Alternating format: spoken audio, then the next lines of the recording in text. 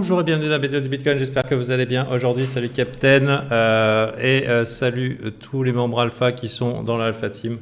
On va commencer ici par une petite analyse de ce qui s'est passé hier. Donc, ce qui s'est passé hier, globalement, hier on a une session un petit peu rangy, choppy. Alors, je parle de la session US, hein, ça veut dire ouverture de New York et toute la session New York. On va regarder un petit peu à quoi ça correspond un petit peu dans notre échelle de temps. On a un petit décalage horaire entre nous, donc disons ça c'est la session US et vers 3h45, donc 1h45 du matin, le rallye. Ici on voit un triangle ascendant très clair. Donc pression, les vendeurs qui faiblissent et qui sont relativement passifs ici et qui se font déborder. On a déjà connu ça à des horaires similaires. Je ne sais pas si vous vous rappelez. À mon avis, il y en a qui doivent se rappeler, hein, surtout ceux qui sont restés coincés la dernière fois. Donc, je vais vous remonter à l'horaire similaire. C'est ici une consolidation où on ne fait rien pendant la session US ni européenne. Et pam, arrivé dans des heures, bon, chez vous, c'est 5 heures du matin. Donc, cette fois-ci, moi, personnellement, je me lève à 6 heures chez moi. Donc là, celui-là, j'aurais pu le prendre. Mais ici, c'était un petit peu plus tendu. C'est arrivé, bon, à des heures où les gens ne regardent pas. C'est pas anodin. C'est pas anodin. Le but de faire ces moves quand les gens ne regardent pas, bien sûr, il y a les Chinois. Mais je ne pense pas que ce soit une initiative chinoise. Hein. Dans les heatmaps, on voyait clairement qu'il y avait des gros murs qui étaient là pour neutraliser le prix pendant la session. C'était d'autant plus flagrant la dernière fois que pendant la dernière fois, ça s'est fait avec un gros rallye S&P 500 et le Bitcoin n'a pas suivi. Donc, il n'a pas joué le jeu de la corrélation et ça s'est fait quand personne ne regardait. Alors qu'ici, il n'y avait pas de jeu de la corrélation. Il y avait juste l'intention de Sam et Caroline. Sam et Caroline, ce sont ceux qui gèrent Alameda et leur job consiste à aller chercher liquidation. Et scoop, hein, ils font bien leur job. Donc le truc qui se passe ici, c'est que c'est bullish. En tout cas, c'est bullish pour le moment. Au moment où je vous parle, il est encore tôt dans la journée. J'arrive sur le tard, hein, je ne vais pas refaire le passé, donc je prends un petit long et je vise les 20 500 et les 20 800. J'attends pas beaucoup plus parce que justement le public arrive, le public se réveille en disant oh putain j'ai raté le move, qu'est-ce qu'ils vont faire? Premier réflexe, soit tu achètes, soit tu short. Et on va faire une petite analyse un petit peu du sentiment, voir si les gens ont tendance à acheter ou short. Mais pourquoi j'achète? Parce que le job n'est pas terminé. Ça veut dire que même si on a un rallye significatif et une mayonnaise qui prend, et même si elle ne prenait pas, il faut qu'ils finissent le taf. Hein. Le taf, c'est les liquidations entre 20 400 et 21 000. Donc moi, ça me paraît OK de ne pas lutter contre ce move et de voir un petit peu le moment où il va se calmer. A priori, le moment où il va se calmer, c'est que les acheteurs forcés seront finis de se faire niquer. Donc c'est à peu près mon play et je suis OK avec. Et j'attends rien de plus pour le moment. Hier, on avait pu remarquer que le patron d'Alameda était plutôt bullish sur le Bitcoin. Hier matin, c'était une pensée qui a été partagée avec les membres Alpha.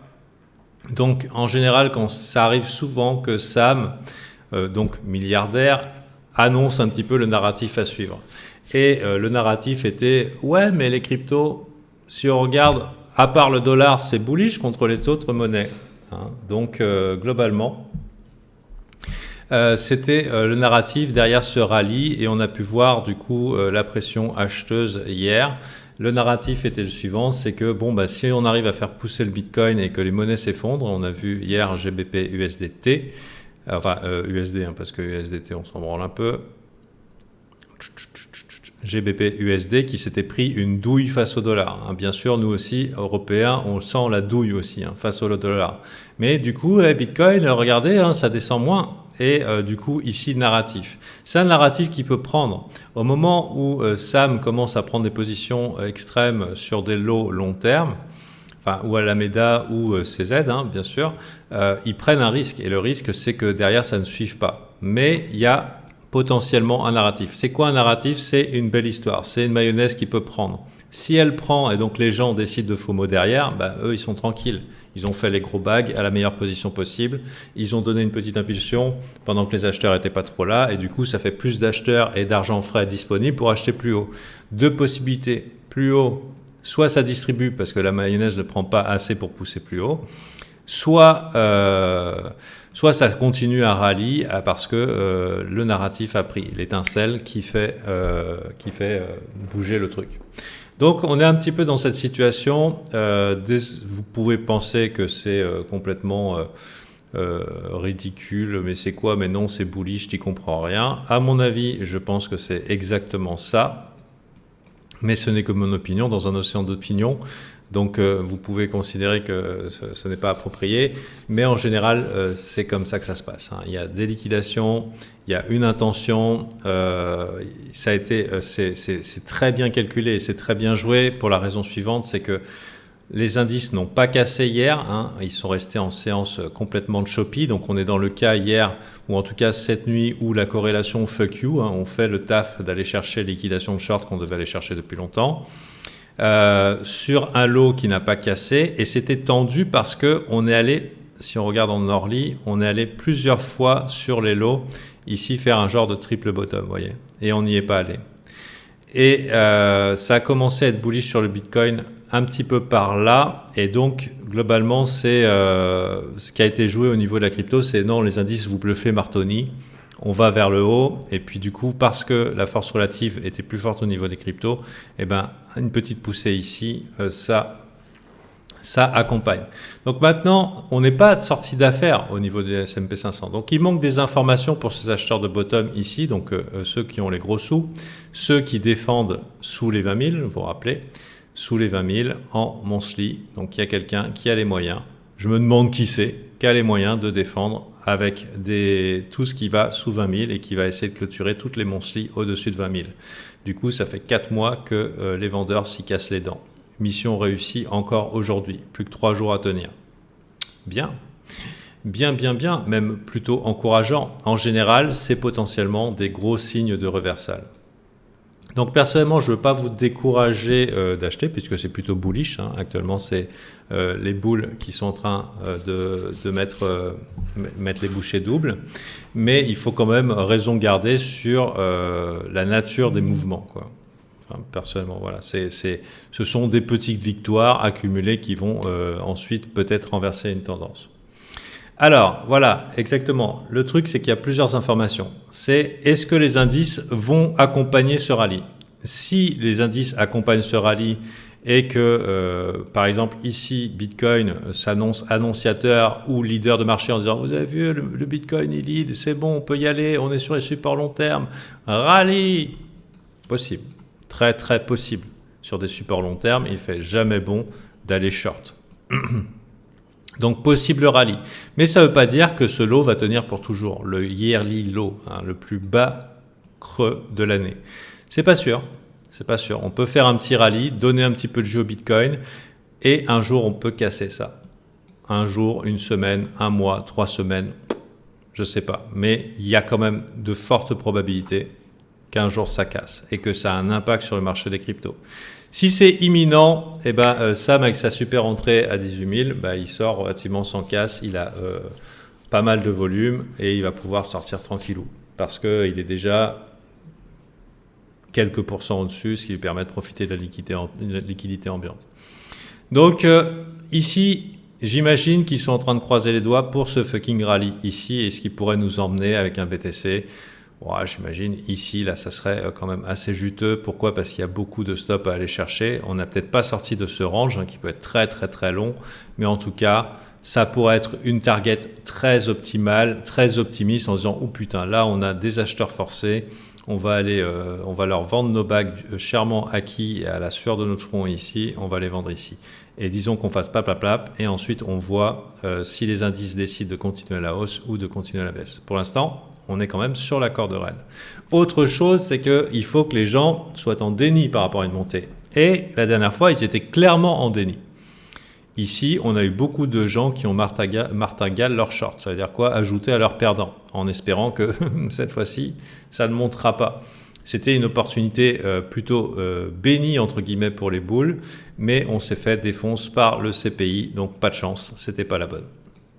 Maintenant, la question qui se pose, c'est qu'avec ce rallye ici, que vont faire les gens? Est-ce que les gens sont en majorité bearish sur le rallye ou ils sont en majorité bullish? Et puisque les marchés vont sonder, ils vont essayer de ne pas faire de tout le monde des millionnaires. Il n'y a que les milliardaires qui ont le droit de prendre les millions. Donc, Ici, on voit que, ouais, il y a un petit peu de déni au niveau du long short ratio du côté public. Ici, là, pour l'instant, ils ne sont pas très chauds avec la montée. Donc, il faudrait voir dans des unités de temps inférieures comment ça se passe. On va voir, on va actualiser. On pourrait regarder ici comment ça se passe. Malheureusement, du côté de Bybit, avec le predicted funding qui monte, on voit quand même ça a switché relativement vite du côté bullish. Et pareil sur Bybit, sur Binance. Donc, personnellement, je suis un petit peu moins optimiste sur ce rallye ici que j'aurais pu l'être sur le rallye la dernière fois. Bon, maintenant, Sam a un projet, Caroline a un projet. Jusqu'à preuve du contraire, le projet, ça va être juste de liquider dans cette zone. Et ensuite, quoi? Bah, on verra. Hein, il va falloir passer par l'épreuve du dip. L'épreuve du dip, c'est l'épreuve qui va nous dire, OK, les gens se mettent à shorter majoritairement. Donc, c'est l'ultimate bear trap et on est bon. On est bon pour un gros rallye soutenu pendant des semaines, voire des mois. Parce que le sentiment a clairement switché. Ou alors, ici, les gens achètent par frustration et c'est cuit. Hein. Rendez-vous sous les 18 000. Imagine, ils font un gosse. OK. Donc voilà, ce n'est que mon opinion, à mon avis, relativement éclairée. Je laisse confronter, digérer et le machiner à votre opinion. Et la question c'est, putain, mais Fantin, on achète ou on vend? Bon, déjà, on garde son sang-froid pour pouvoir réfléchir, hein, c'est mieux. Faut se mettre à la place de ceux qui sont là, qui sont clairement en position de force. Qu'est-ce qu'ils ont envie de faire? Est-ce qu'ils ont envie de vendre ici?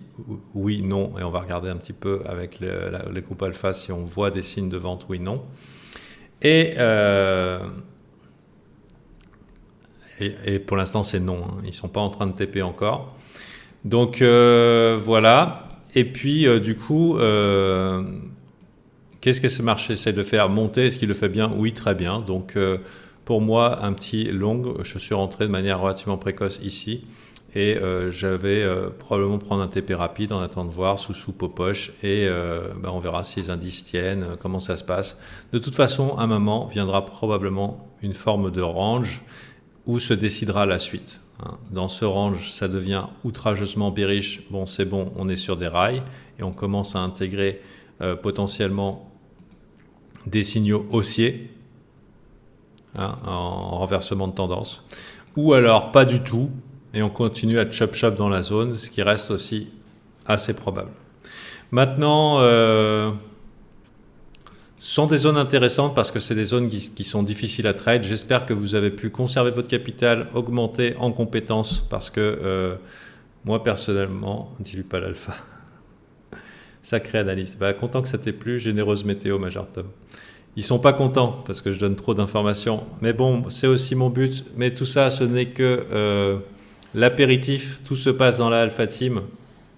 Ouais, donc si vous avez augmenté votre compétence, si vous avez su protéger votre capital, sachez qu'il y en a beaucoup qui sont lessivés. Ils sont lessivés en termes de capital, ils sont lessivés psychologiquement. Donc c'est le moment de rassembler ses forces mentales et de ne pas se laisser déborder, give up, etc., etc. La chose la plus chouette qui puisse nous arriver, hein, ça serait un rallye à la 2019, parce qu'il y a quand même une petite possibilité qu'on soit dans cet sentiment de marché ici. Hop là.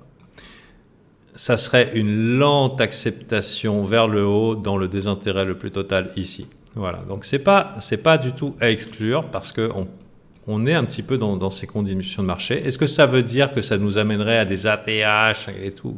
Non, pas forcément. Un simple rallye, un sain et simple rallye dans cette zone-là. Les marchés ne vont pas à sens unique. Et puis après, on voit est-ce qu'on tient ou est-ce qu'on casse. Mais c'est tout à fait possible. Maintenant, moi, je ne vous cacherai pas que je préférerais languette de Flambie, le Nasdaq nous fait un Black Swan et puis finito le vomito, qu'on en finisse. Mais a priori, là, il y avait une opportunité. Et l'opportunité, c'est que les gens sont trop bearish ou trop désintéressés sur les supports long terme. Et donc, opportunité qui a été saisie hier par les boules. Voilà, bonne journée à vous et à la prochaine.